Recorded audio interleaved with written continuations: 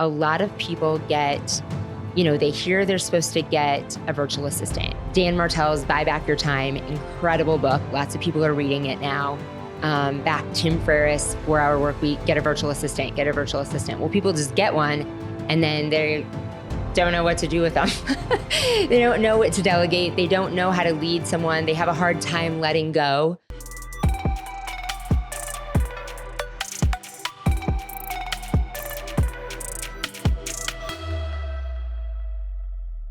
It's that time of the year, the #1 door-to-door conference in the world. Door to Door Con 8, January 7th through the 9th. Now, we have done this now 8 years, and we have over 60 amazing workshop and panel speakers where we dive into leadership, recruiting, investments, sales skills, different industries from pest workshops to solar workshops to retail. And we have found people leaving transformative. This year is going to be extra special. We're adding an Owner's Day for free on the 7th. So come to Salt Lake City, Utah, get your ticket, come celebrate this amazing industry that we live in, and come as a team, learn as a team, and leave as a tribe. Don't hesitate, don't wait, don't be like, oh, I'll get it later. Click the link below.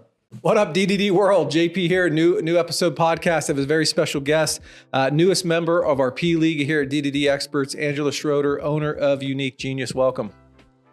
It's great to be here. Yeah, we just did this because I didn't press record the first time. So it's wrap 2. Here we go. So why don't we start with, first of all, shout out to our P League members, people who are our dear partners to Door to Door Experts that get special attention and introduction to our clientele. Angela's our newest member. She's in town for one of our business boot camps. And I said, we got to do a podcast to let the world know what Unique Genius does. So let's start by talking about how you got your entrepreneurial roots and kind of, how long you've been in the business world, because Unique Genius is only 5 years old. So what did you do before that, or how did you get the bug to kind of start your own business? Yeah. So I was raised by an entrepreneur. My dad was an entrepreneur. So it's not like I knew I wanted to be one, but I think that itch was always there. And right after college, started my first business, a dance and gymnastics studio. For all ages? And for all ages. And soon realized in that dance world that there are a lot of dance studio owners that were mostly artists and didn't know how to run a business. Not that I knew everything about running a business at 23, but got the opportunity before business coaching was a thing 25 years ago, to travel around the country and help other dance studio owners be more successful and enjoy their businesses more. And that's how I really developed a passion for my mission now, and that is helping business owners not only be more successful in their business, more profitable, but have more fun doing it and really take their freedom and their life back. I think far too many business owners are like stuck in the mundane of their business. Have you ever read a book called E-Myth? Yes. Okay. It is one of my favorites. All right. Because as you're talking about what you were doing for the last that dance studio, I'm like, well, just because you can bake a good pie doesn't mean you should open a bakery. Exactly. And in the home service and home improvement space, that's a lot of people. They, start the craft and then up as business owners. E-Myth, in fact, all of our virtual team members, that's part of their initial training, is reading E-Myth or listening to the audiobook so that they understand the entrepreneurs that they're partnering with. So back to 5 years ago, then I kind of added virtual assistants to what I was doing, helping business owners and helping them work in their unique genius. That's the name of our company. What we believe in Unique Genius is it's a 3-part. What your superpowers are, what you're naturally good at, your gifts, strengths, what lights you up, what brings you joy, gives you energy, and aligns with your ultimate mission and vision. How can you do more of those things? Delete, delegate, or automate the rest. And then we come in the delegate, providing a team member that you can delegate the rest of that to. So I want to dive into those 3 things because there's so much similarities in some of the work I've done in the last 5 years about creating a personal vision. But I want us to take a step back because I think a conversation about E-Myth could help some business owners listening. And I think it's Michael Gerber who wrote the book, I think. So I'm going to get just kind of one of the stories that stuck in my mind, like I said, just because you can bake a good pie doesn't mean you should open a bakery. And what happens is you get encouraged to open a business and you don't realize that there's rent and insurance and sales tax and cleaning and supplies and cost of goods sold and all these other things. That's one half of it. And then the other piece that always stuck in my mind from that book was, you know, if you go to get your hair done, which clearly I do, but I do go to a barber, and the experience every time you walk into that barber, right? And so if I walk in the first time and they got ESPN on, they got my music going, and they got my Diet Coke in the fridge, and they do the hot towel, and it's great. It's a great experience. And then the second time I go, it's not ESPN, it's a movie. They still got my soda, they still got the hot towel, and I'm like, I liked it when ESPN was on. And the third time I go, they got ESPN back, but they ran out of Diet Coke. Still the hot towel, still the conversation. The fourth time I go, it's not even a movie. The TV's off. They ran out of Diet Coke and the towels are cold. I'm going to take my money elsewhere because we don't go to Starbucks because it's the best coffee. We go because it's the most consistent experience, right? These are the things that I picked up from that book, I don't know, 15 years ago when I read it. When you go into these unique genius work with these businesses, and you have your staff go through that training of that book, what are the things that you pull out of it that they then need to take to the clients?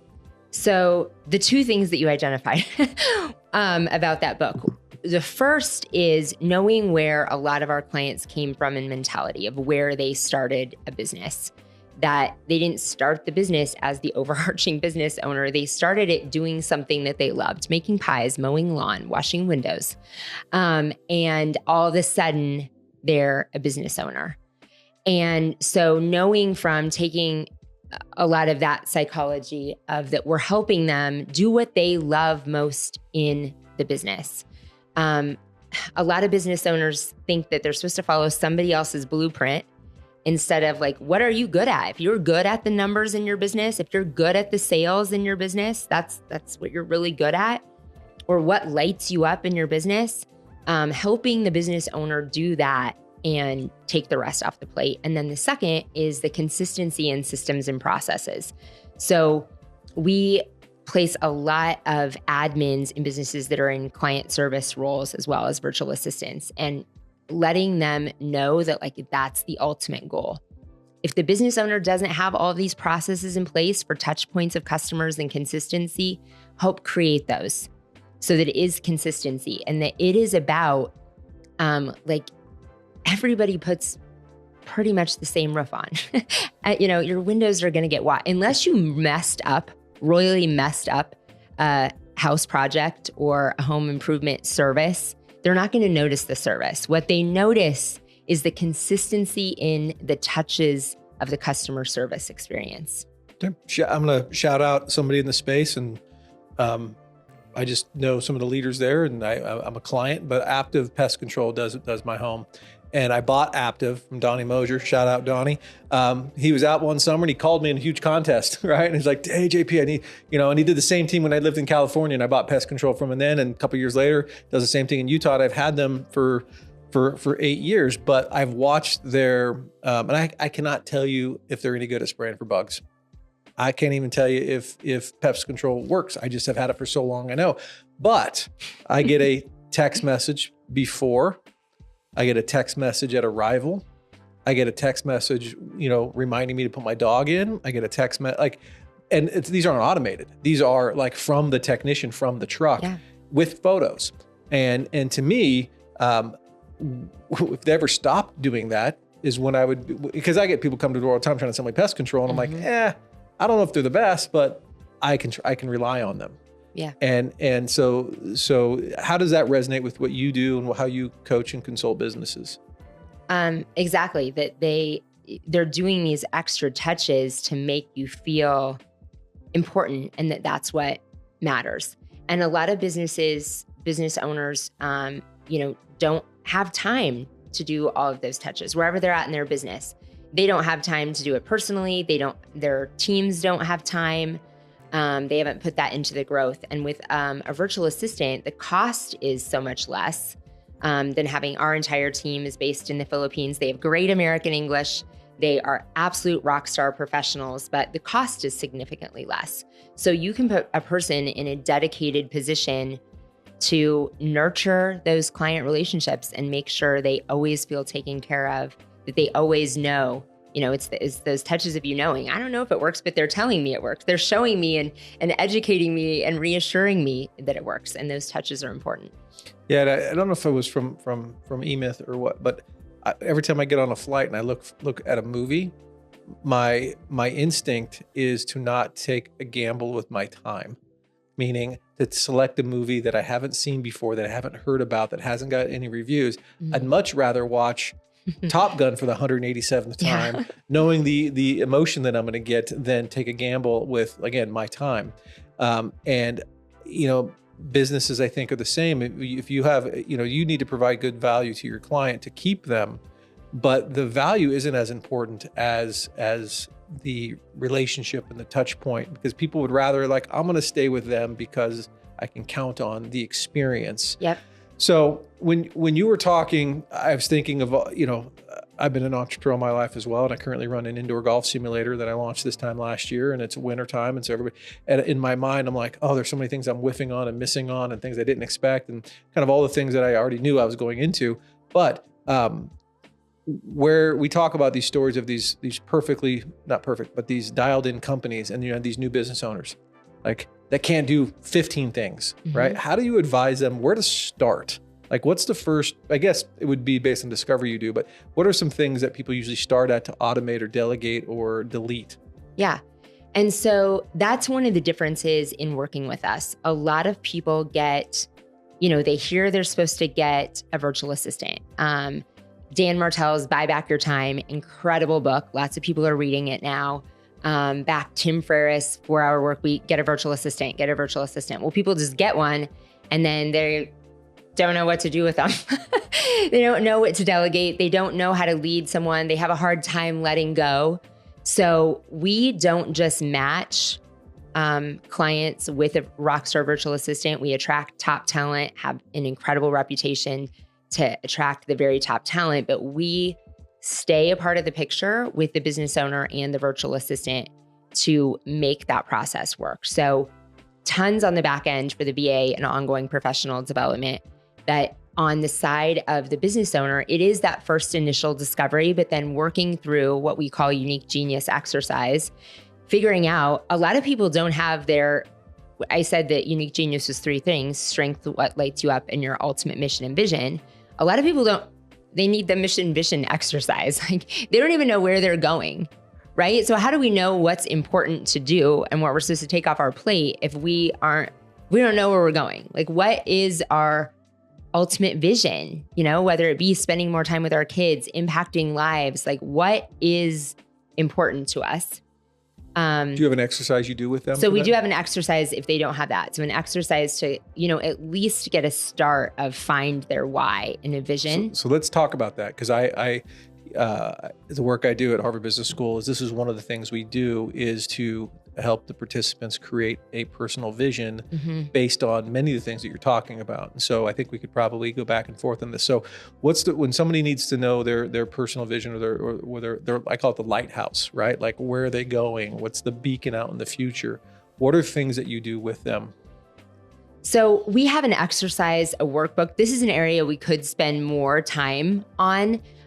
Sometimes I outsource it to if, like, they're working with a coach or another system, but our system is kind of borrowed and compulated off everything's borrowed off of other people's systems into a workbook of discovering, like, what stirs their heart, what is most important, somewhat based on Simon Sinek's Find Your Why, as well. But I love the analogy of the lighthouse, right? Of figuring out what that beacon is that they're actually going towards. So many times, people, they start a business because they, as you said, it's a joy or it's a love, and then they end up getting promoted to janitor, to bookkeeper, to all these other things. Mm-hmm. And in the corporate world, it's the same thing. You come in as a sole contributor, you dominate, you get promoted, and then management, and then director, and then you realize that you're not doing the work you used to love to do, and you don't love the work that you're doing.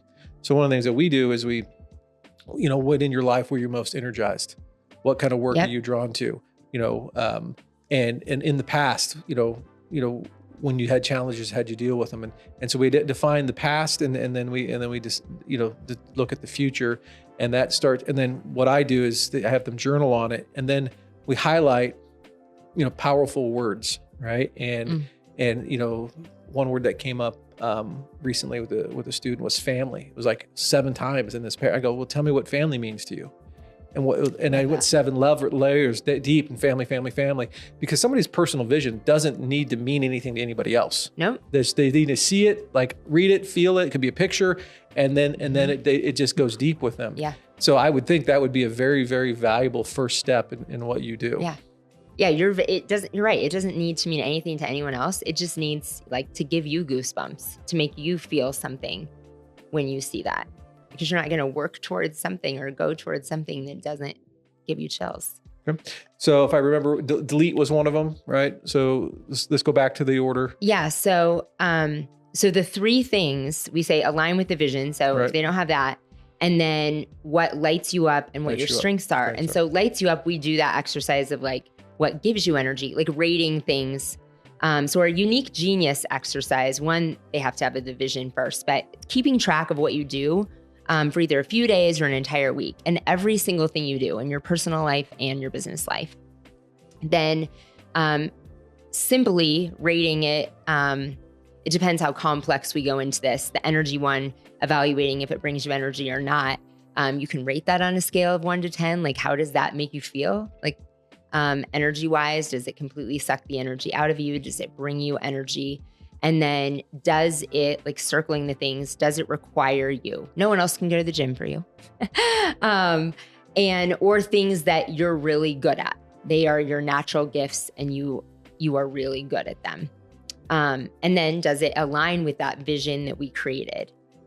Sometimes we can do things in our business that we're really good at and they bring us joy. And so we're doing a lot of it, but it does not move the needle to where we want to be. Yeah, right. Right? Or sometimes there is something that we're really good at and it moves the needle, but it is sucking the life out of us. And that's what's going to lead to burnout. We have no energy in our life. So that's why we believe those 3 things aligned in a triangle create unique genius. And if they don't match all 3, it's okay. It's okay that that's not somebody else's path. That you're doing different things in your business than somebody else's. And yeah, if they don't match all 3, how can we automate, delegate, or delete them? So some things don't need done. Right. So we get the 3, we're dialed in, and now we need to go to the next step. And that's where the VAs come into place. Yeah. Right? So then we see what's on your chart, what we need to delegate. And then we find an executive assistant that not only has those skill sets, the most important part, if it's an executive assistant, so we provide virtual assistants that are an executive assistant. That's one role. We call them executive partner, or they're an admin in the business. Sometimes they're just filling a role in the business. And then that's a different, then that's following SOPs in the business. They might be doing outbound calls or a CSR or things. If they're an executive partner and they're an executive partner assistant to a visionary entrepreneur, one of our main things in matching them is they need to score above a 90 as an integrator on the Rocket Fuel EOS test. Because a visionary entrepreneur does not communicate very well in tasks. They communicate big ideas that they want to do. So the person that is working with them needs to be able to take those ideas, turn them into processes to be able to best support them. And they also need to hold them a little bit accountable, be able to talk back to them and, say, you said this was important. You said that this was your vision. You said this is where we were going to get this week. So this is new information for me as far as our conversation. So, when I think of a VA, I don't think of somebody who's talking back to a business owner. Right. So, what is this? How do you find these overseas virtual assistants that have the confidence, the language, the business knowledge to be able to talk back to? I imagine your clients are in the $1 million to $20 million range, right? So these people, that doesn't happen very often for these people. So it's coaching on both sides. One, we spent a lot of time building up a very robust culture in the Philippines so we could attract career-based individuals, not what most people think of as a VA who are freelancers and tasked. There's nothing wrong with that. They're just a different caliber of person, different caliber of experience. The making them an integrator on that scale is a test. So it's just when people come through our filtering system, they take a lot of different assessments, and that's one. Like, do they have that project management, like that personality and skill set? We have to coach quite a bit to having a voice, coach quite a bit both to the entrepreneur and to the VA of like, this is your relationship. Like, this is what you both need. This is what you said you wanted. This is what you really want.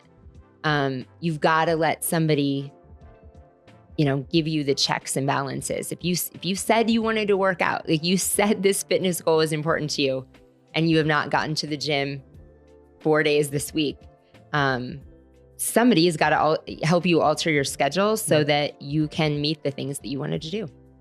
So people in the in-home services space, right? We love them, right? But they aren't always the most executive or corporate because of the way they've developed their career. They started, if they're in roofing, maybe they started, throwing shingles on roofs, and then they realize maybe there's not the education there. As you know, some of these individuals are highly intelligent and would be, PhD or doctorates if they went that route, but they ended up going. Yeah.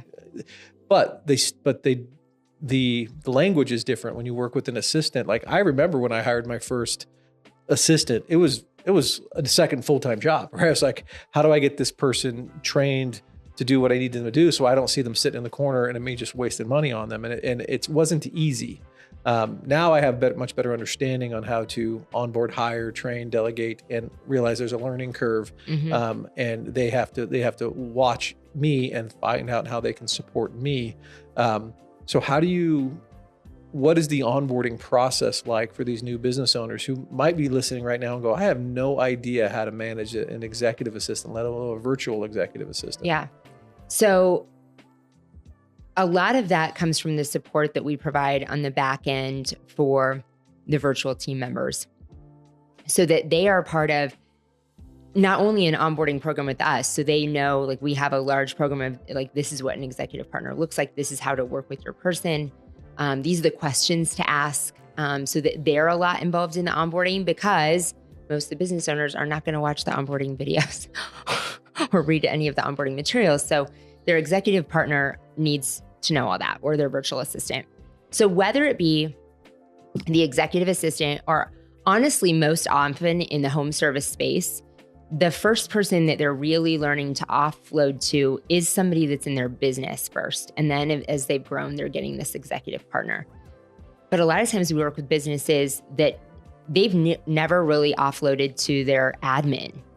And so when we can bring somebody that is like trained up in the CRM, knows the industry, knows about the CRM, is, in a cohort, they stay in a cohort of other people in the roofing industry or other people in the window washing industry or pest industry, so that they have resources of successful businesses and their SOPs. So it's not just this foreign language that they're coming into, that they can suggest to the business owner, like, hey, we need a documented playbook for this. We should be having more touches with our client. An industry standard is we should be having more touches for our client. So just like business owners get to be part of a mastermind and come and learn, they come and learn, and then they don't always go back and execute, right? Right. So our virtual team members are part of a constant mastermind so that they can come right alongside the business owners and help them execute.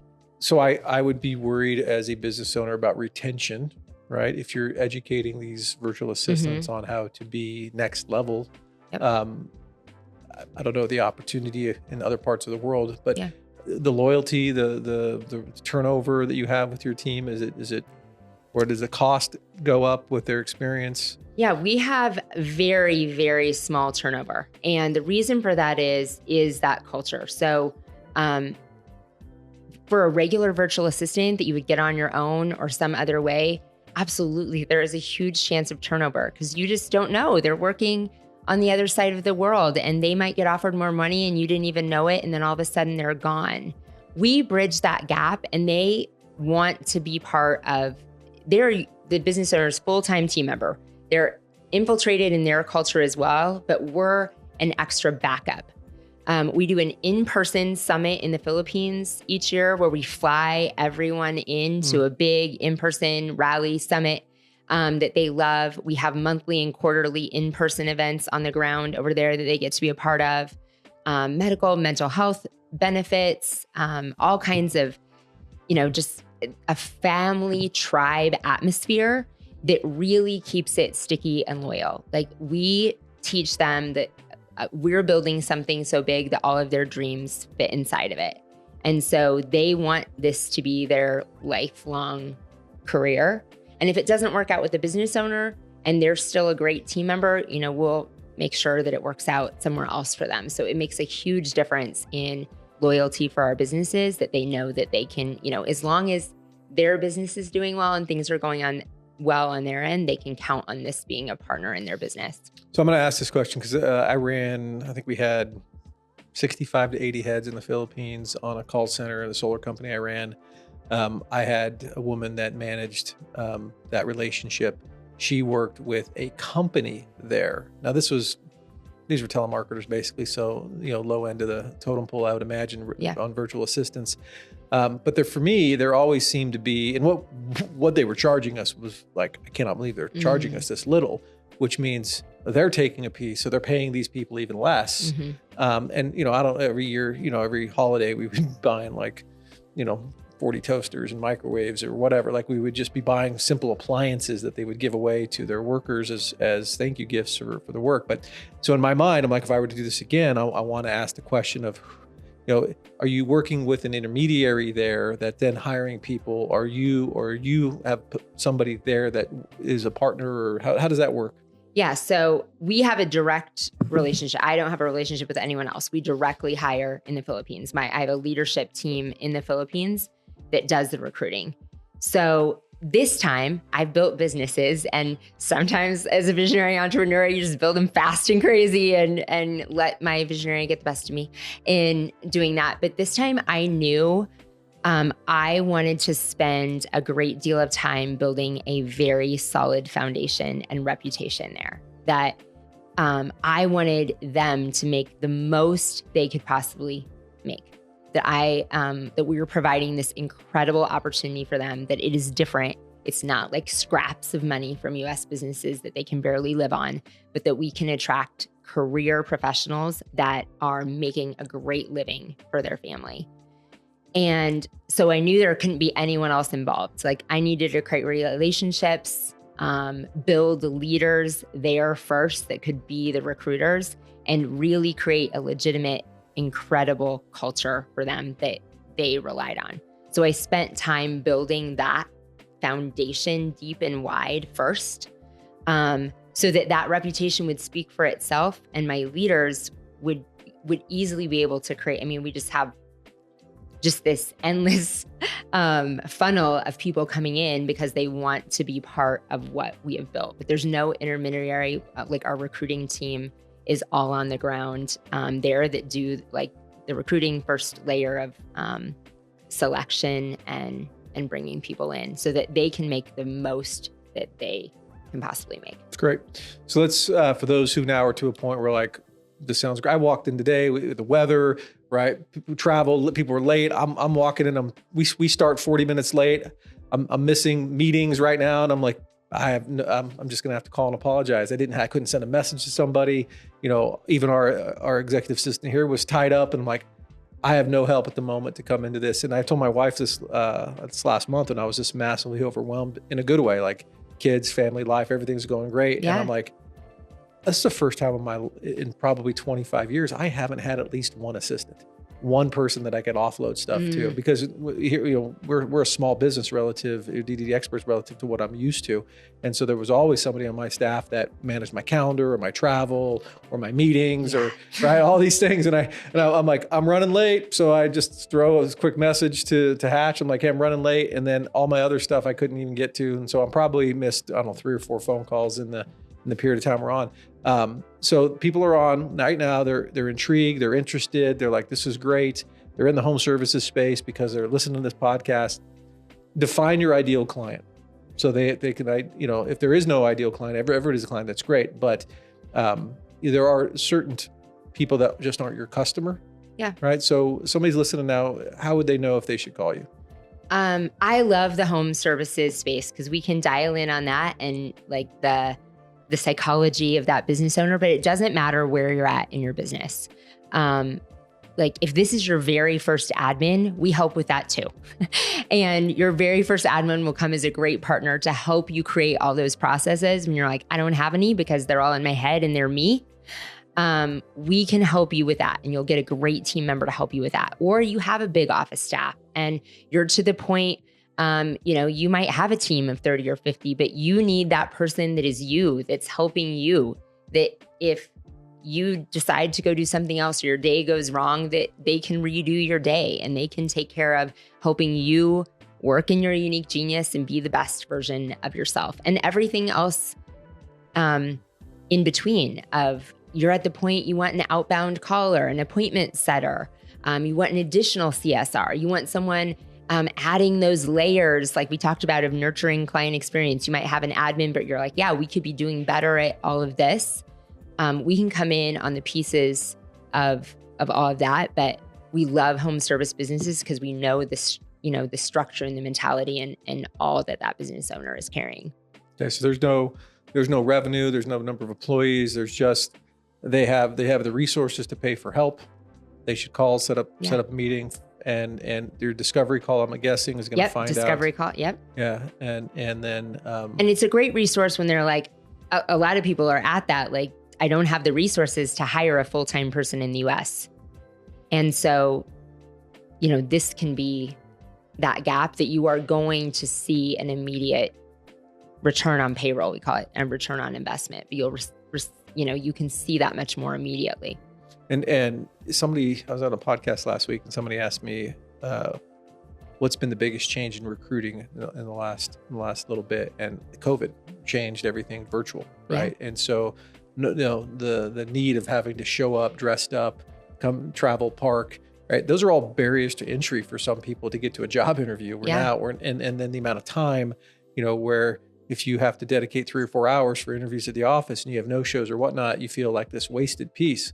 Well, Zoom and group interviews and everything else that information sessions that have changed. And so when I think of what you're doing, the virtual work world has gone astronomical since then, because we have virtual, Sam jokes that our best employees are our virtual employees, right?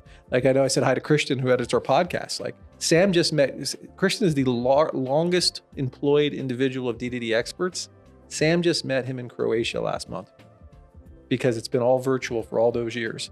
And then Alex is in Arizona and he's on Zoom call, right? So business owners could find valuable, we call them VAs, but they're just employees. I mean, they're valuable partners, regardless of whether they're sitting in the Philippines or sitting in Arizona or Christian, I forgot where you live, I'm sorry. Wherever that is, they're just as valuable, if not, they're equally as valuable as your in-house staff. Absolutely. So those of you listening to that realize that your best employee could be somebody that comes through a quote, a VA program, but that's just the name of it, right? We have to keep using virtual assistant because that is the name that everyone recognizes and immediately is like, oh, I want one of those. But they're not an assistant. Like they are a valued team member. Right. And we probably have 7 VAs working on different things here. And that's not including, you can technically call those 2 individuals VAs, but they're not. They're I don't say the most valuable, but they were super valuable employees here. Okay, so how do people, we've intrigued them because I've intrigued myself, and I told you this was going to be discovery on my behalf to be curious. Yeah. There are people who are intrigued. So how do they get a hold of you? What's the process to they're probably not going to talk to you, but maybe they do. What is the process? A lot of people talk to me because my favorite thing is, and we've battled this back and forth in the business, but my favorite thing is talking to business owners and helping them, at least on that initial call, get scheduled in the program of seeing what their pain points are. So you probably get to talk to me because I keep taking back the discovery calls, not because I don't want to take myself out of the business, but because that's what brings me the most joy. So that's what I'm going to keep. So unique-genius.com is our website. If you go on there and... like hyphen? Yep. Okay. delegate.com. You can fill out a form, schedule a discovery call. It's as simple as that, or reach out to me on social media, Angela Schroeder. Simple. Angela, it was a pleasure. You have great energy. I can see how the team in the Philippines has stayed loyal, and you're building something special there. So we're glad to have you member of the P League. And, we're excited. And I can't wait to hear success stories of people that have used your team. Thank you. See y'all next week.